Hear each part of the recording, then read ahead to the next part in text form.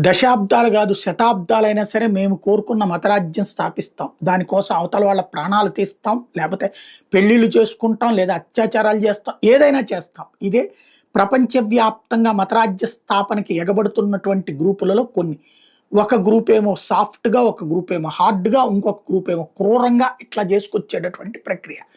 మన భారతదేశంలో అలాంటి క్రూరత్వాన్ని మనం కంట్రోల్ చేస్తున్నాం. లేపోతే దానివల్ల కొన్నిసార్లు బాధితులమైన దాన్ని లేపేస్తున్నామని ఇంతవరకు అనుకున్నాం. కానీ తాజాగా ఈ విషయం వెలుగులోకొచ్చిన తర్వాత అంటే ఇప్పటిదాకా మన దేశంలో బంగ్లాదేశోళ్ళు చొరబడతారు. మయన్మార్ నుంచి రోహింగ్యాలు చొరబడతారని తెలుసు కానీ, పాకిస్తాన్‌లో ఉన్నటువంటి వాళ్ళకి సాఫ్ట్ జిహాదీ నడుస్తోంది. పాకిస్తాన్ అబ్బాయిలొచ్చి ఇక్కడున్న అమ్మాయిల్ని పెళ్లి చేసుకుంటున్నారు.